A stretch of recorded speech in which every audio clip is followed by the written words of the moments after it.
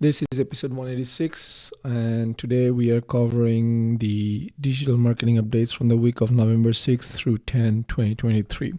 First up, and the most important update of this week is that Google has shared additional insights on how advertisement is going to work out as we move towards cookieless world, which is also the deprecation or the removal of third-party cookies. So, as you know, third-party cookies have been pretty much the staple in digital advertising, enabling brands to track users across websites and serve targeted ads. However, they have also raised privacy concerns. Google's research indicates that a staggering 89% of internet users would trust brands more if they utilized privacy-safe technologies.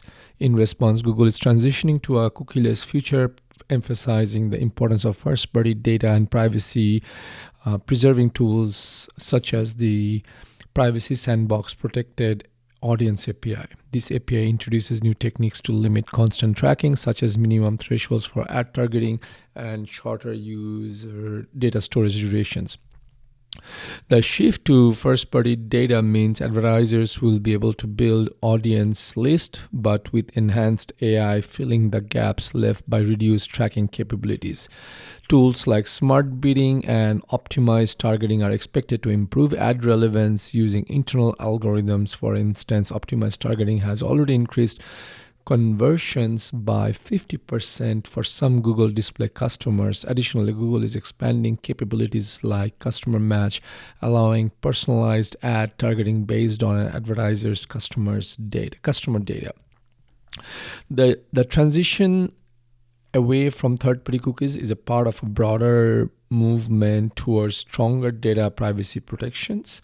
While some advertisers are concerned about the potential impact on digital ad revenues, the introduction of alternative targeting and measurement approaches offer a new way forward. For business owners, investing now in automated and consent-based solution is key to adapting to this advertising landscape. And folks, this is really the important thing to note, is that you have to invest in automated and consent-based solutions. And also you could probably use server-side tagging that will help you overcome some of these loss of third-party cookies and third-party data and basically make them a first-party data. Anyways, in summary, while targeting precision may decrease post third-party cookie phase-out, the advancements in the first-party data use and AI optimization present viable alternatives for online marketers. Embracing these changes and preparing for the cookieless future is essential for staying ahead in the digital advertising game. Okay, now let's jump into some findings from documents in Google's antitrust trial exhibits. So the key documents released during the U.S. Department of Justice antitrust trial involving Google provide insights into Google's search ranking processes, which are crucial for business owners to understand in order to optimize their websites for better visibility in Google searches. So the key takeaways are: number one, there are three pillars of ranking according to Google's internal documents, not what they're telling us. So Google's search ranking is based on three main factors: the content of the document itself, what the web says about the document, which is links and references, and user interactions with the document, like clicks and attention on a result. Now, one thing I want to point out here is that the part where I said what the web says about the document, links and references. Now, for a long time, Google has been coming out and Google liaisons have been saying, hey, backlink is not a thing anymore. So I'm not sure how recent this document is, because that seems to have a collision with what the Google search liaisons such as Danny Sullivan and others have been saying. Nevertheless, it's good to know that that at least at some point in time Google used to use backlink and maybe they don't use it anymore. I do not know. I'm just sharing what has come up into my mind. Next key takeaway is that user interaction signals. Google uses various user interaction signals such as clicks, scrolls, and mouse hovers to understand how users interact with search results. This helps them determine the relevance and quality of a document. The third point is Google doesn't fully understand document but relies on how people react to them. Positive reactions suggest good content, while negative reactions indicate the opposite. This approach is crucial for sustaining Google's ability to deliver relevant search results. This kind of tells me that some of these documents are kind of old, because now Google has moved into helpful content update algorithm. The fourth point is Google document mentions 18 aspects of search quality that Google considers, including relevance, page quality, popularity, freshness, and mobile friendliness. This mobile freshness actually kind of collides with what Google is saying. It doesn't matter how old the document is as long as it's helpful. And we're going to get to that later today. Challenge. And the fifth point is Google acknowledged the limitations of using click data for ranking, as it can be hard to interpret and requires a lot of traffic to draw meaningful conclusion. And the sixth part is that Google saying the Google's document highlights the ongoing attempts to manipulate search results, emphasizing a need for secrecy in Google's search workings to prevent exploitation by SEOs, competitors, and others. So again, you could say, what does that mean for me as a business owner? Well, you need to understand a few things. Number one, your website content body, how it's referenced across the web until further notice, and how users interact with it, which is user interactions, are all vital for your site's search rankings. Ensure that your website content is high quality and relevant, and this not only appeals to your audience but also aligns with how Google assesses and ranks your content. User interactions are a significant factor. Pay attention to how users engage with your site and continuously improve their experience. If you have any questions, feel free to reach out. But for now, I think this should be enough for you to think about. Okay. Next up.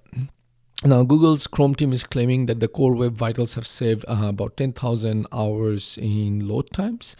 So it looks like every second counts. And, Google went out and did this experiment that says, we've done this, and, based on all the, improvement people have made, we have saved 10,000 hours. 10,000 years, I apologize, 10,000 years in page load time in 2023 alone. So just in 1 year, and the year is not overdone yet. And what they're saying is that currently over 40% of the websites meets the Core Web Vitals thresholds, indicating that there is still room for improvement.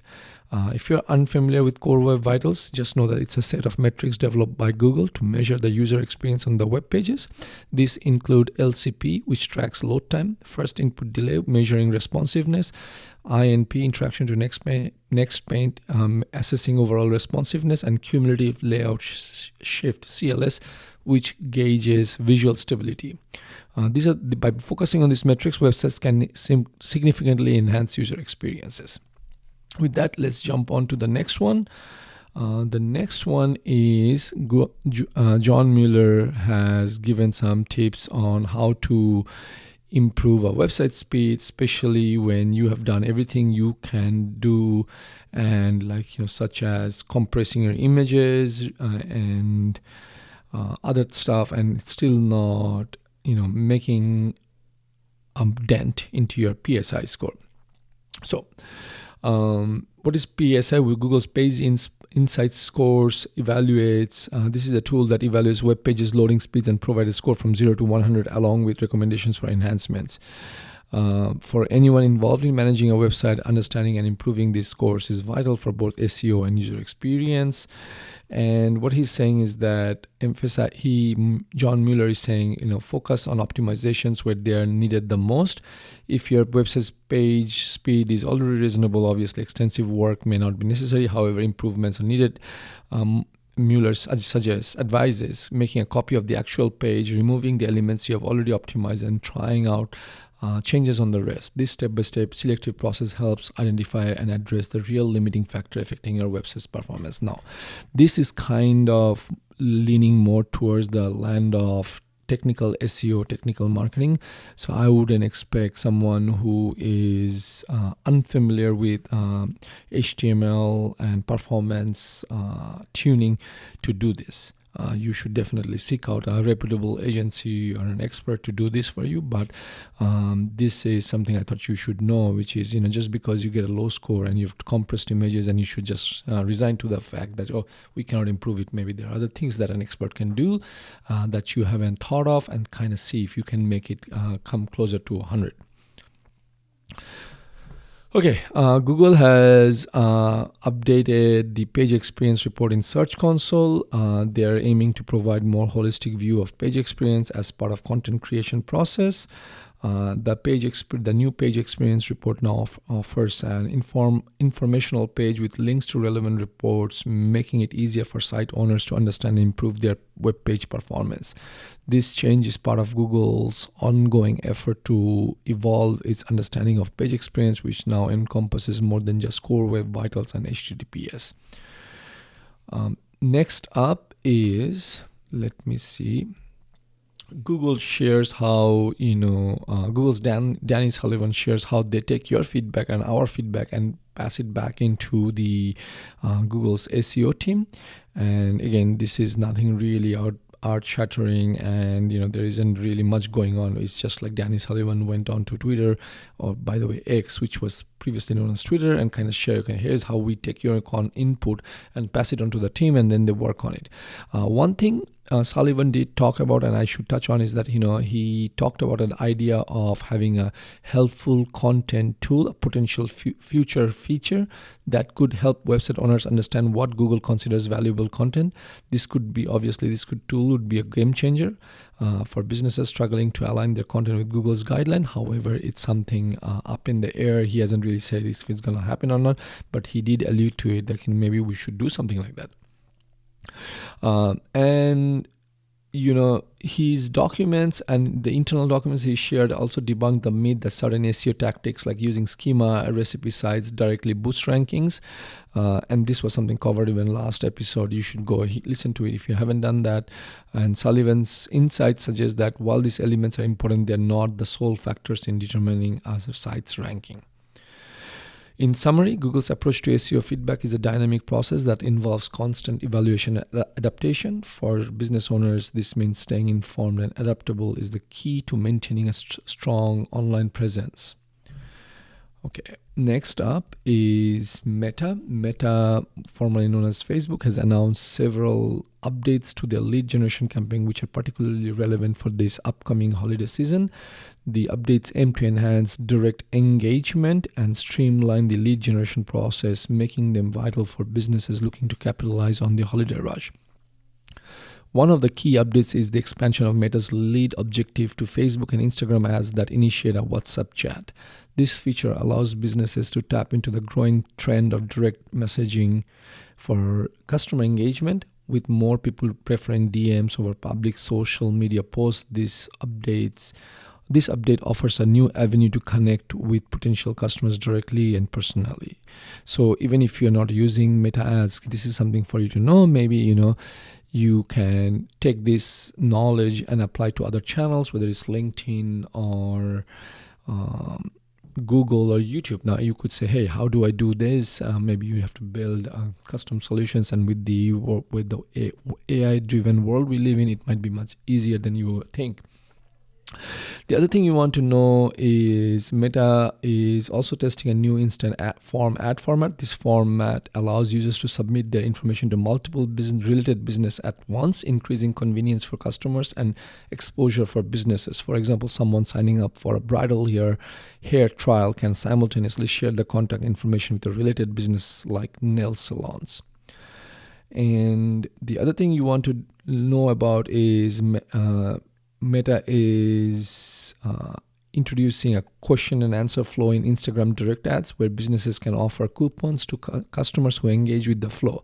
This not only incentivizes customer interactions, but also drives sales by offering discounts on future purchases. And obviously this would mean that you, the user, are going to spend more time on the platform, Instagram.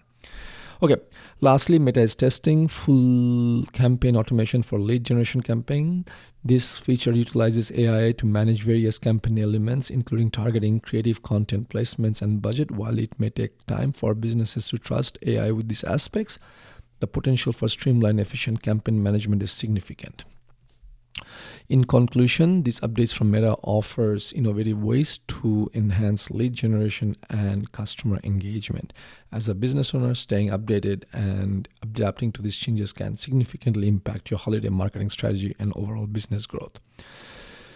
Last update of the week is that LinkedIn has made an announcement that starting December 14, 2023, which is about a month from now, LinkedIn will remove all carousel posts and profile videos. This change is noteworthy because carousel posts have been a popular feature for engaging audience with multiple images or slides in a single post. LinkedIn introduced carousel post in July last year, allowing users to upload PDFs with each page as a separate slide.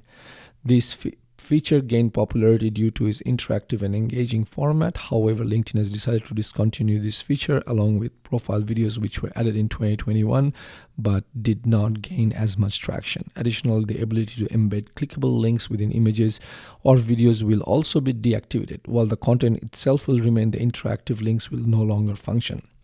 This update is significant for businesses that rely on LinkedIn for marketing engagement. Carousel posts in particular have been effective in generating high level of user interactions. With their removal, businesses will need to adapt their content strategies on LinkedIn. The platform suggests reverting to the previous method of creating carousels by uploading PDFs, but this might not offer the same level of engagement as the native carousel feature. For those who have used these features extensively, LinkedIn offers a solution to retrieve their content. Users can contact LinkedIn at contentsupport@linkedin.com by December 11 to request a copy of their profile video or files from their carousel posts. With that, folks, that's it for this week in marketing. This is your host, Sajid Islam, signing off until next week. Take care. Bye-bye.